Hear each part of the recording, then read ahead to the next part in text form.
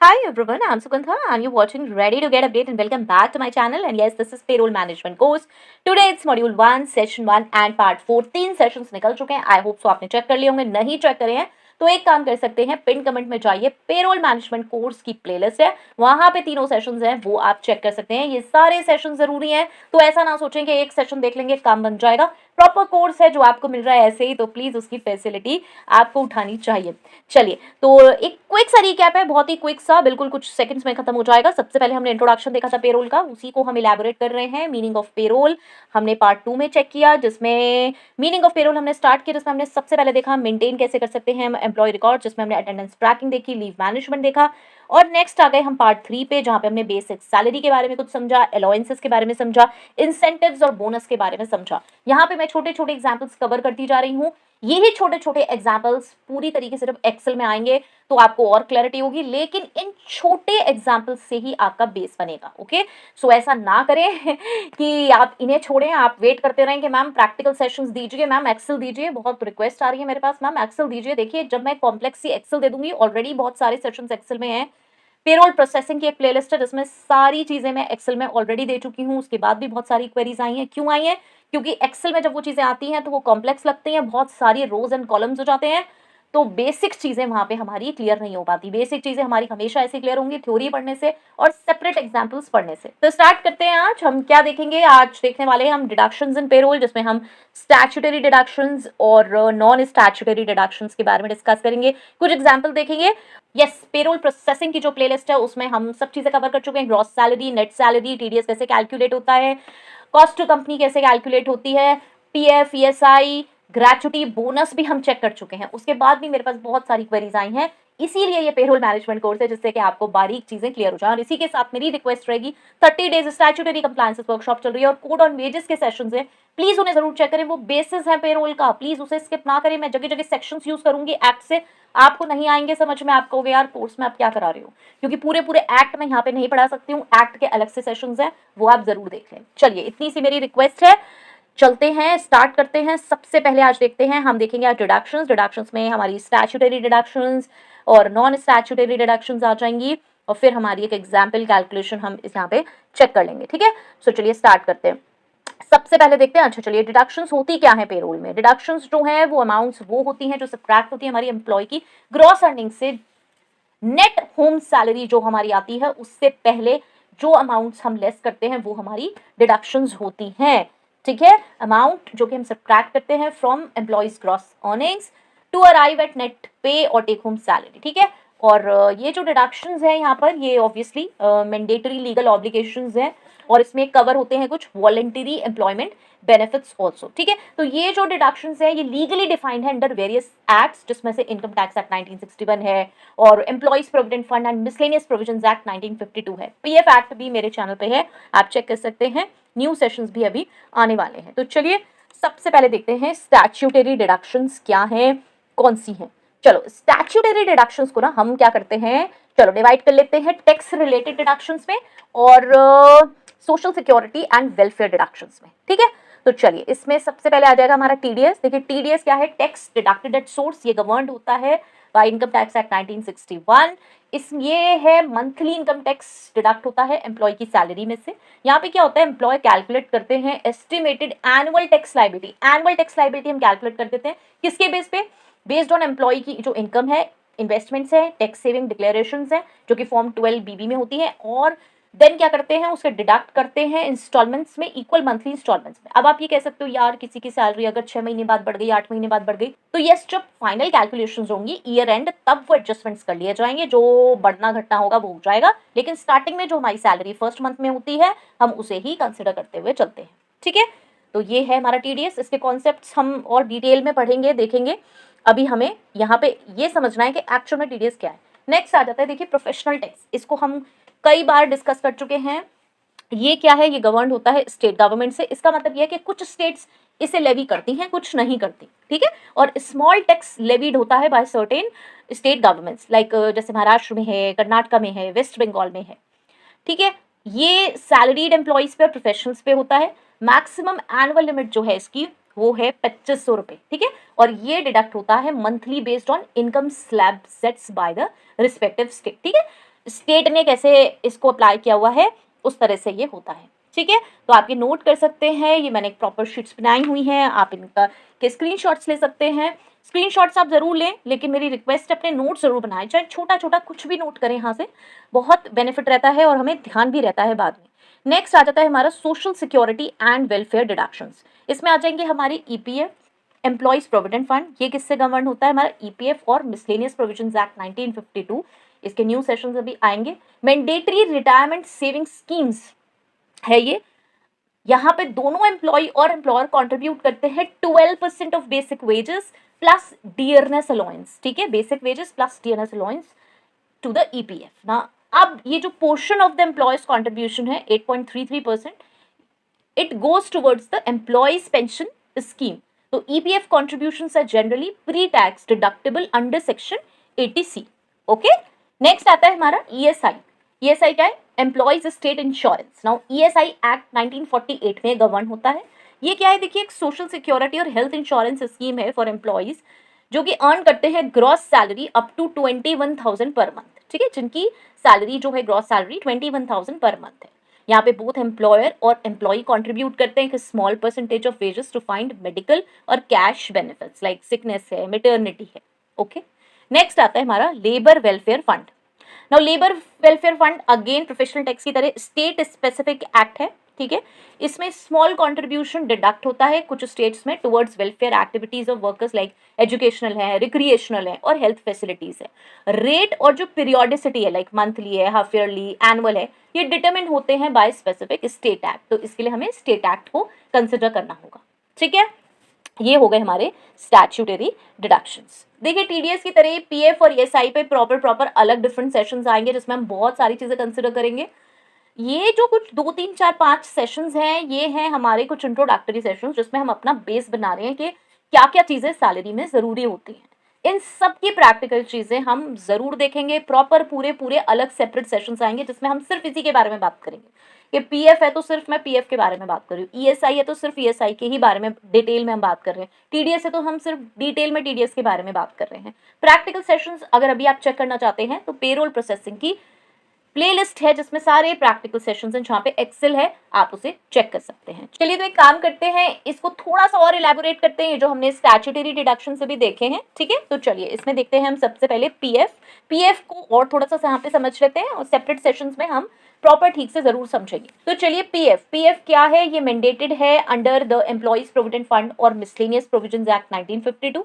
Purpose देखिए इसका क्या है, प्रोवाइड करना lump sum retirement corpus to the employee. जब एम्प्लॉय रिटायर हो तो एक बहुत अच्छा सा लमसम अमाउंट उसे मिल पाए जो कि वो सेव करता हुआ आ रहा है अपनी पूरी सर्विस में, एंश्योर कर सके financial security in old age और in case of early withdrawal under specific conditions. मतलब कुछ कंडीशंस है जिसमें आप पहले भी विड्रॉल कर सकते हैं, लेकिन ये है कि लमसम में आपको अमाउंट मिल जाए। एप्लीकेबिलिटी कब होती है, मैंडेटरी है, जो एस्टेब्लिशमेंट्स 20 या मोर एम्प्लॉइज एम्प्लॉय करती हैं उनके लिए मैंडेटरी है कि भैया पीएफ काटिए। अब ये कब 20 और मोर एम्प्लॉइज आप देखोगे, साल में अगर एक दिन के लिए भी आपने 20 एम्प्लॉय हायर कर लिए तो पीएफ मैंडेटरी हो गया। लाइक आपकी एस्टेब्लिशमेंट में 19 एम्प्लॉइज काम करते थे, आपने क्या करा, एक दिन अचानक एक एम्प्लॉय और ऐड हो गया, 20, 21, 22 जैसे भी होते रहे, 20 पर भी रुके हुए हैं आप, तो भी आपको मैंडेटरी हो जाता है कि आप पीएफ को अब डिडक्ट करें, डिपॉजिट करें, ठीक है।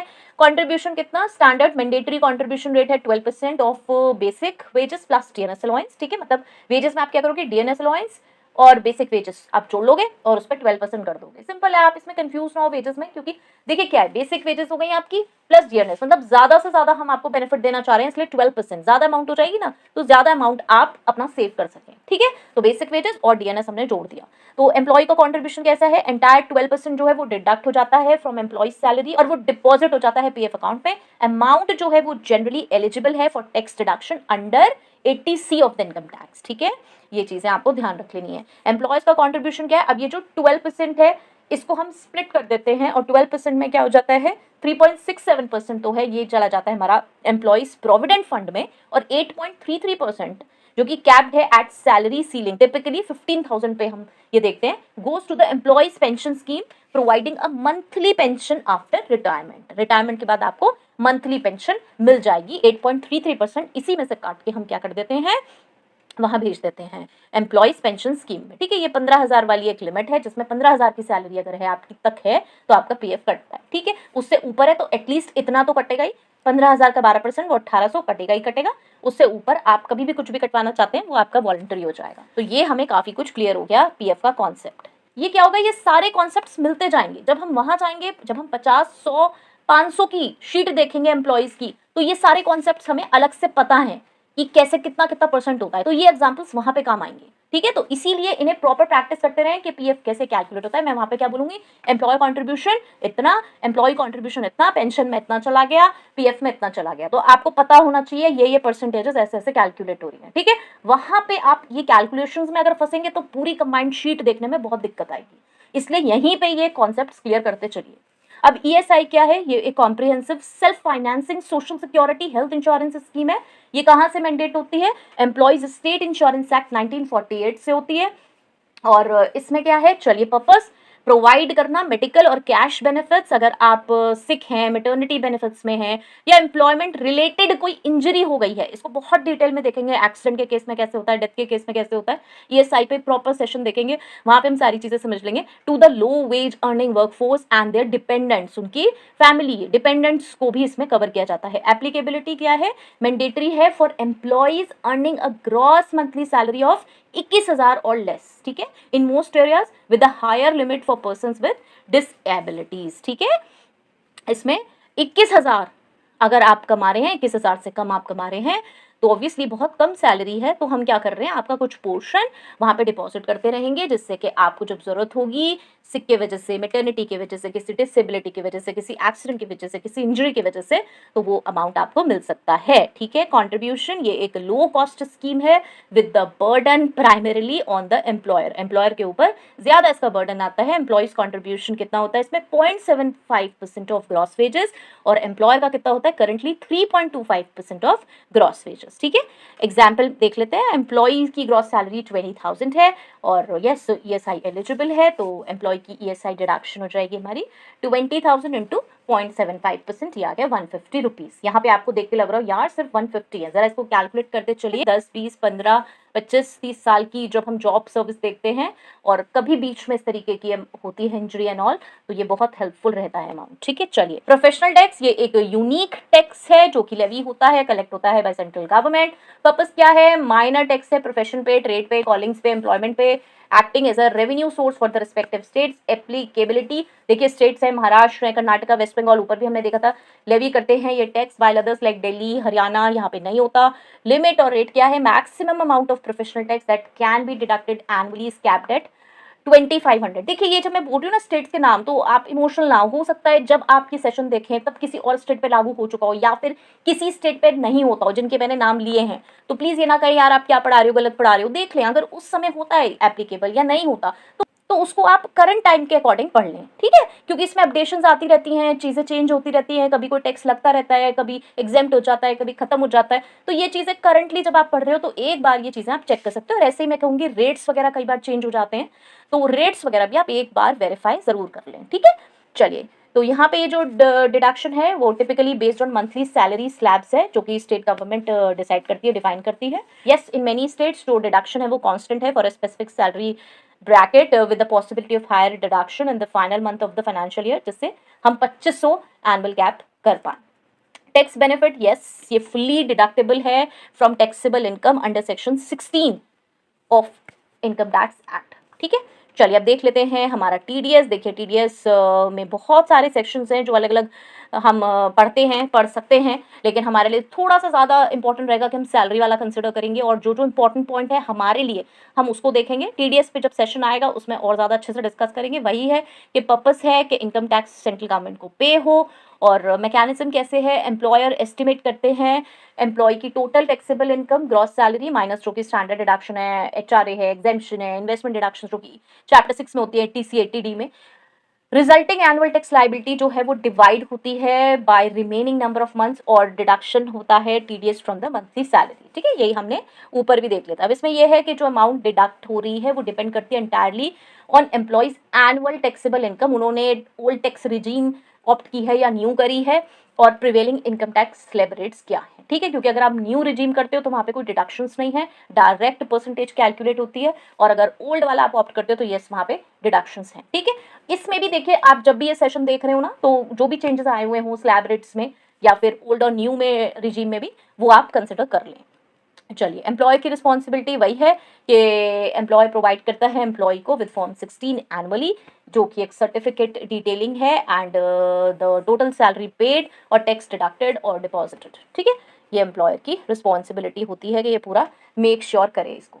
अब देखिए, नॉन स्टैट्यूटरी डिडक्शंस कौन कौन से हैं, इसको देखते हैं। देखिए, नॉन स्टैट्यूटरी में वैसे कोई भी हो सकते हैं, कंपनी स्पेसिफिक या ऑप्शनल। मैं 2-3 चीजें इसमें डिस्कस करूंगी, वो भी इसलिए करूंगी बिकॉज ये एक्ट्स में कुछ लिंक करती हैं। चलिए देखते हैं। लोन ईएमआई रिकवरी, अगर एम्प्लॉय ने कोई लोन लिया हुआ है कंपनी का, ठीक है, तो ईएमआई डिडक्ट होती है डायरेक्टली फ्रॉम सैलरी, और अगर सैलरी के कोई एडवांसेस एडजस्टमेंट है, तो जैसे कि कोई एडवांस दिया गया है अर्लियर, तो एडजस्ट होगा वो भी by deducting installments from the monthly salary, ठीक है। अब इसको ना थोड़ा डिटेल में समझते हैं। अब इसमें जैसे लोन ईएमआई रिकवरी, तो ये जो डिडक्शन है refers to recovery of installments for any loan या फिर financial facility provided by company to the employee. यहाँ पे क्या हुआ है, हमने एम्प्लॉय को कोई फाइनेंशियल फैसिलिटी दी है, कोई लोन दी है, ठीक है। तो यहाँ पे क्या होगा, जब भी एम्प्लॉयर ग्रांट करेगा लोन टू एन एम्प्लॉय, जैसे कि कोई हाउसिंग लोन है, कार लोन है, एजुकेशनल लोन है, पर्सनल लोन है, तो जो टर्म्स ऑफ रीपेमेंट है वो include and agreement equated monthly installment होगी, जो कि ऑटोमेटिकली डिडक्ट होगी फ्रॉम एम्प्लॉय सैलरी। देखिए, वो कभी भी ऐसा नहीं होगा कि आपने जैसे मेरे से 2 लाख रुपए का लोन लिया है, तो ऐसा नहीं है कि भैया नेक्स्ट मंथ की आपकी सैलरी है 50,000 रुपए, आपने 2 लाख लोन दिया, मैं कहूंगी भैया ऐसा है, आपका तो 2 लाख का लोन है, तो आपको तो मुझे सैलरी देने की जरूरत ही नहीं है, तो आप क्या करो, अब मैं तो आपको 4 महीने बाद, जब आपके पूरे 50,000 से खत्म हो जाएगी, तब मैं आपको सैलरी दूंगी। ये कभी भी इस तरीके से नहीं होगा। यहाँ पे कुछ इंस्टॉलमेंट्स बन जाएंगी, ठीक है, मे बी जैसे 5,000 10,000 की बन गई, और वो डिडक्ट होती रहेगी हर महीने की सैलरी से, जिससे कि एम्प्लॉय को सैलरी भी मिलती रहे, और ये हमारे एक्ट्स में भी मेंशन है, ठीक है। कौन से एक्ट्स में है, कौन से सेक्शंस में है, ध्यान से पढ़िए, यहाँ पे मैं भी मेंशन कर रही हूँ। चलिए, तो ये क्या है, ये देखिए बिल्कुल वॉलंटरी है नेचर में, ठीक है। ये ऐसा नहीं है कि मतलब कंपनी पे कोई जोर है कि आपको लोन देना ही देना है, या फिर एम्प्लॉय पे है कि मुझे लोन लेना ही लेना है, ऐसा कुछ नहीं है। ये जो डिडक्शन है ये नॉन स्टैट्यूटरी है, ठीक है, बिकॉज जो एम्प्लॉय है वो वॉलंटरीली ऑप्ट करेगा किसी भी कंपनी से लोन लेना, कि मुझे लेना है या नहीं लेना है, ठीक है, और एग्री करेगा कि भाई पेरोल में डिडक्शन वो किस हिसाब से होगा, ठीक है, मेथड ऑफ रीपेमेंट क्या रहेगा, वो सारी चीजें प्रॉपर्ली डिस्कस होंगी, तभी ये चीजें आगे प्रोसीड होगी। बेनिफिट क्या है, यस ये कन्वीनियंट है, लो रिस्क रीपेमेंट मेथड है, जहाँ पे एम्प्लॉय और एम्प्लॉयर एक दूसरे को कुछ गारंटी सी कर रहे हैं कि हाँ भाई चलो, मुझे पता है मेरा एम्प्लॉय है, मुझे पेमेंट कर देगा, मुझे पता है यार एम्प्लॉयर को पे करना है, ठीक है, तो रिकवरी की गारंटी है, ठीक है। चलिए, इसमें एक एग्जाम्पल देख लेते हैं। लाइक उन्होंने क्या करा, कार लोन लिया है कंपनी से। चलिए इसमें एक एग्जाम्पल देखते हैं। अब क्या हो रहा है, employee takes 3 lakh car loan from the company, agreed upon monthly EMI कितनी हो जाएगी 10,500, जो कि डिडक्ट हो जाएगी from gross salary before net pay is calculated, ठीक है। तो ये दोनों में बात हो गई है, ठीक है। चलिए, अब इसका ना एक रूल भी देख लेते हैं कि एक्चुअल में ये रूल क्या है, मतलब कोड ऑन वेजेस में मेंशन हुआ है ये, कि आप किस तरीके से ये कर सकते हो डिडक्शंस, ये जो रिकवरी ऑफ लोन है ये किस हिसाब से आप रिकवर कर सकते हो। लॉन्ग टर्म फाइनेंशियल फैसिलिटी आप अगर कोई दे रहे हैं, लाइक हाउसिंग है, ठीक है, तो ये कवर्ड होती है under section 18(2)(g), code on wages 2019 में सेक्शन 18(2)(g) में होती है। ये मैंने सेक्शन कवर किया हुआ है। कोड ऑन वेजेस 2019 के सेशंस चल रहे हैं, यहाँ पे अगर आप देखोगे तो आपको कुछ 6-7 सेशंस ऐसे ही मिल जाएंगे, फिर आप मेंबरशिप ले सकते हैं। और अगर आप दूसरा चैनल है मेरा रेडी टू अपस्किल, वहाँ पे देखते हो तो वहाँ पे आपको ऐसे ही मिल जाएंगे। ये सेक्शन आप वहाँ पे जाके चेक कर सकते हैं, यहाँ पे मैं बता रही हूँ। ये सेक्शन रिकवरी ऑफ लोन्स के बारे में बताता है। यहाँ पे आप डिडक्शन कर सकते हो for recovery of loans granted for house building और किसी अदर पर्पस के, जो कि अप्रूव्ड होगा बाय एप्रोप्रिएट गवर्नमेंट, और उस पर जो इंटरेस्ट है ड्यू वो भी, ठीक है। अब रिकवरी का प्रोसीजर भी बताया हुआ है, वो क्या है, सेक्शन 24 में बताया है, deals with the recovery of loans made for house building और अदर अप्रूव्ड पर्पस। वो क्या बताता है कि all the recovery of loans must be subject to the rules made by the appropriate government, ठीक है। तो इसका मतलब ये जो डिडक्शंस है ये लीगली परमिसेबल है, ठीक है। Loan must either be for house building or for any other purpose that the relevant state या फिर सेंट्रल गवर्नमेंट ने स्पेसिफिकली अप्रूव किया हो रूल्स ऑफ द कोर्ट में। इससे क्या है, this maintains control over the types of non statutory deductions employers can enforce. ठीक है, तो अब इसमें क्या कह रहे हैं, ओवरऑल कितनी डिडक्शन आप कर सकते हो। Crucially code on wages 2019 impose करता है maximum limit on the total deductions both, जो कि हमारी स्टैट्यूटरी है और नॉन स्टैट्यूटरी, यहाँ पे दोनों के बारे में बता दिया। तो एम्प्लॉयर कितना कर सकते हैं, employer can make from an employees wages कितनी डिडक्शंस, मैक्सिमम लिमिट कितनी, section 18 notwithstanding anything contained in this code and subject to the provisions of any other law for the timing in force, total amount of deductions which may be made under subsection 2 in any wage period from the wages of an employee shall not exceed 50% of such wages। उन्होंने यहाँ पे restrict कर दिया कि भैया 50% से ज्यादा wages आप नहीं काट सकते, चाहे कितने सारे आपको काटने हो, लोन्स एडवांसेस कुछ भी। ठीक है, तो डिडक्शन कितना नहीं कर सकते। देखिए ये इंपॉर्टेंट है पेरोल में समझने के लिए। आपने किसी एम्प्लॉय का अमाउंट कितना काट दिया, वो आपके पास आएगा, पूछेगा किस हिसाब से काट रहे हो भैया। आप कहोगे मुझे किसी मेरे सीनियर ने बताया था कि ऐसा ही आज तक हम करते आ रहे हैं। ऐसे कैसे करते आ रहे हैं, कोई लॉ है नहीं है, आप कोई सेक्शंस जानते हो नहीं जानते हो, तो यहाँ पे ये पता होना बहुत जरूरी है। आप मुझसे कहते हो मैम इम्प्लीकेशंस बताइए लॉ की, ये जो लॉ के सेक्शंस हैं ये कैसे अप्लाई होते हैं, तो ये ऐसे अप्लाई होते हैं। जब आप डिडक्शन करने जाएंगे, जो आपने अमाउंट लोन का एडवांस का दिया है, तो कितनी कर सकते हो भैया। एक आदमी को आप पैसे दे रहे हो, सैलरी दे रहे हो, और उसने आपसे कुछ पैसा लिया हुआ है, तो वो तरीके से कटेगा, ऐसा नहीं है कि सारा ही काट डालोगे उसका। ठीक है, तो वो 50% कटेगा। रिकवरी ऑफ एक्सेस सेक्शन 18(4) में कह रहे हैं, जहां पे where the total deductions authorised under subsection 2 exceed 50% of the wages, excess may be recovered in such manner as may be prescribed. मतलब ऑब्वियसली ये बताएंगे कि भाई आगे आप इंस्टॉलमेंट्स में इसको बांट दो। ठीक है, तो चलिए इसे समझते हैं। इस कंटेक्स्ट में 50% लिमिट जो है वो वाइटल है।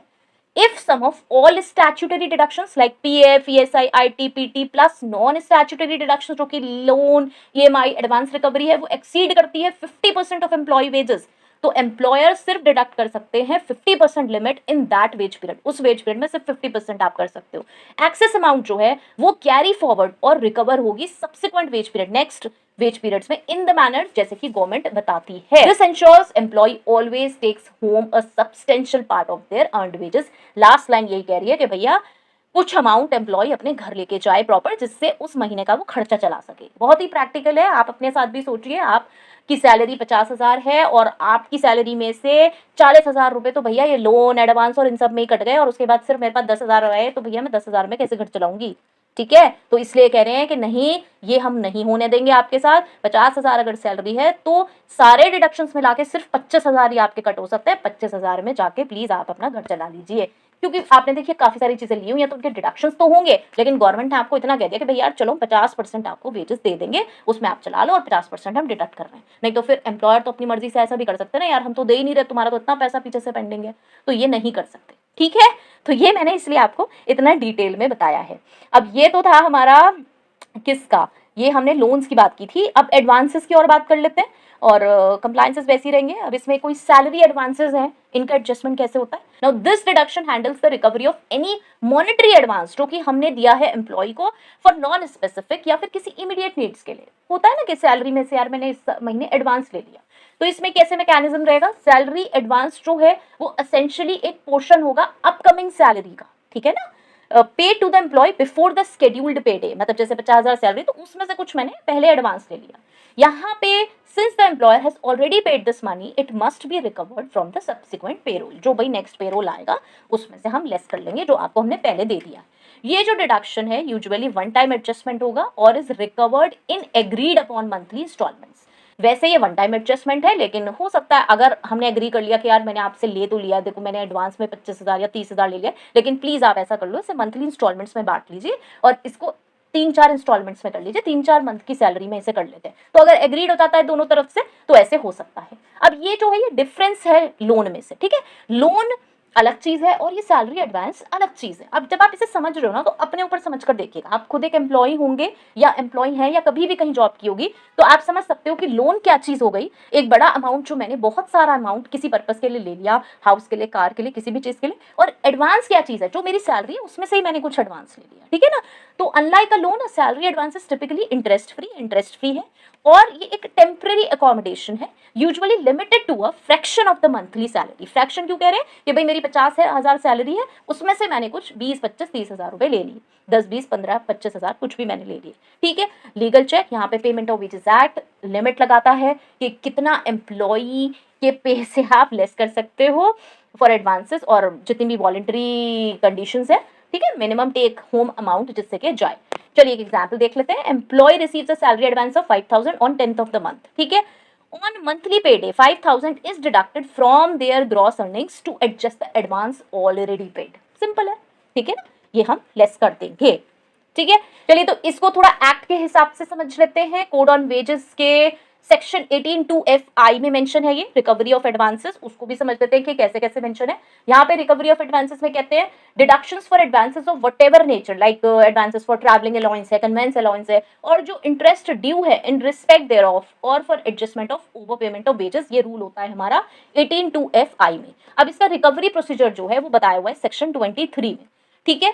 ये गवर्न करता है procedure for recovery of advance. ये बताता है it states that an advance of wages not already earned shall not be recovered from the employee. However, recovery of an advance given before employment began is subject to rules prescribed by appropriate government। मतलब ये जो अभी month आने वाला है उसका मैंने advance लिया है तो हम इसको एडजस्ट करेंगे जैसे कि बताया हुआ है रूल्स के अकॉर्डिंग, ठीक है। सिंपल है, ये सेक्शन लीगली परमिट कर रहा है एम्प्लॉयर को रिकवर करने के लिए advance plus any agreed upon interest, अगर एग्रीड है, और एडजस्ट कर सकें wages for any accidental over payment made to the employee, ठीक है। अगर हमने एक्सीडेंटली एकदम पे कर दिया है, मंथ खत्म नहीं हुआ और एक्सीडेंटली हमने पे कर दिया है, तो उस अमाउंट को आप एडजस्ट कर सकते हैं, ठीक है। तो ये उसके बारे में बात कर रहे हैं। चलिए अब इसमें ऐसे ना नॉन वॉलंटरी और भी नॉन स्टैट्यूटरी कुछ और भी हो सकते हैं डिडक्शन, जैसे कि वॉलंटरी पीएफ है, वो employees contribution over the mandatory 12% to their PF. कोई कहता है यार मुझे 15% डिडक्ट कराना है, कोई कहता है मुझे 20% कराना है, तो ऐसे कर सकते हो आप। वो वॉलंटरी है, एम्प्लॉयर की लाइबिलिटी नहीं है, लेकिन यस एम्प्लॉयर एग्री होना चाहिए कि हाँ जी 15%, 20% मैं आपका डिडक्ट करके डिपॉजिट कर दूंगा, ठीक है। नेक्स्ट इज इंश्योरेंस प्रीमियम है कोई, जैसे कि प्रीमियम है फॉर वॉलंटरी ग्रुप हेल्थ है, लाइफ एक्सीडेंट इंश्योरेंस प्लान, यहाँ पे एम्प्लॉय पे कर सकता है पार्ट ऑफ द कॉस्ट, ठीक है, कि भाई आप इतना कर दो। इंश्योरेंस प्रीमियम है, कोई स्कीम निकाली तो वो भी कुछ नॉन स्टैट्यूटरी डिडक्शंस हो सकते हैं। ये कोई स्टैट्यूटरी नहीं है कि आपको करने ही करने हैं, आप अपनी तरफ से करवा सकते हो। अगर ऐसी कोई स्कीम निकली है, एम्प्लॉयर आपसे पूछते हैं, ऐसे ही जैसे कोई कैंटीन और क्लब फीस है तो चार्जेस हो सकते हैं for company facilities like subsidized meals मिलती हैं या कुछ मेंबरशिप ड्यूज हैं for company welfare club, okay. तो ये हो गए हमारे नॉन स्टैट्यूटरी डिडक्शन। चलिए लास्ट आगे इसमें एक एग्जांपल देख लेते हैं। ज्यूम करते हैं एम्प्लॉय का पीएफ कंट्रीब्यूशन हो गया 1800, ये हमने कैलकुलेट किया होगा कैसे, वही कि 15,000 हमने एक सैलरी ले ली और उस पर 12% कैलकुलेट कर लिया, 1800 एक अमाउंट आ गई, then TDS deduction 1000, total deduction हो गए हमारे 1800 प्लस 1000 के, और ये हो गया 2800। तो ग्रॉस अर्निंग्स हो गई हमारी कितनी, जैसे 30,000 है और नेट सैलरी हो जाएगी हमारी 30,000 माइनस 2800, तो ये हो गया 27,200। देखिए यहाँ पे और बहुत डिडक्शंस आएंगी, हम उसको साथ में लेके तब समझ लेंगे। ये बहुत सिंपल हम समझते जा रहे हैं कि एक चीज हमने समझी उसको हम कैसे लेस कर लेंगे और हमारी कौन सी सैलरी आ जाएगी, ठीक है। अब ये पीएफ कॉन्ट्रीब्यूशन कौन सा है, तो ये पीएफ कॉन्ट्रीब्यूशन एम्प्लॉइज का पीएफ कॉन्ट्रीब्यूशन है, एम्प्लॉयर का नहीं है। एम्प्लॉयर का पीएफ कॉन्ट्रीब्यूशन इसमें कभी भी ऐड नहीं होता, वो तो जब हम कॉस्ट टू कंपनी करेंगे चेक, जब हम ये देखेंगे कि कंपनी को कितनी कॉस्ट बैठ रही है, तब एम्प्लॉयर वाला ऐड होगा। ये कंट्रीब्यूशन जो है ये सिर्फ और सिर्फ एम्प्लॉय का है, ठीक है। एम्प्लॉय का हम कंट्रीब्यूशन माइनस करके फिर उसको डिपॉजिट कर देंगे, ठीक है। इसका और डिटेल में कॉन्सेप्ट हम समझेंगे, एक्सेल्स के साथ भी समझेंगे और आगे भी पूरे कंप्लीट कॉन्सेप्ट्स को क्लियर कर लेंगे, ठीक है। ये थोड़ा माइंड में हमें क्लियर होता चलेगा कि भाई हमारी ग्रॉस अर्निंग्स कैसे क्या, जब हम नेट सैलरी फिर हम वहां पे कॉस्ट टू कंपनी देखेंगे, पीएफ कंट्रीब्यूशन एम्प्लॉयर का एम्प्लॉय का चेक करेंगे, तो हमारे मन में वहां पे बिल्कुल क्रिस्टल क्लियर हो चुका होगा कि ये कॉन्सेप्ट्स कैसे आ रहे हैं। इसलिए ये सेशंस मिस ना करें। बहुत छोटी छोटी चीजें मैं यहाँ पे दिखा रही हूँ, बहुत छोटी छोटी चीजें, जैसे कि ये सैलरी और लोन्स एडवांसेस हैं, हो सकता है आप एक्ट्स ना पढ़ रहे हो, स्टैट्यूटरी कंप्लायंसेस ना पढ़ रहे हो। देखिए एक बार आप मेरी रिक्वेस्ट पे जाके वो सेशंस देख के देखिए, बेयर एक्ट को मैंने बहुत ही सिंपल लैंग्वेज में समझाया है, ठीक है। तो आप बेयर एक्ट पढ़ना भी सीख जाएंगे उनसे अगर आप वो सेशंस देखते हैं, ठीक है। सो आई होप सो ये हेल्पफुल है, नेक्स्ट सेशन में जरूर आइएगा और हेल्पफुल है मुझे जरूर बताएं। Till next video, all the very best, stay happy, stay safe, thanks for watching, bye bye.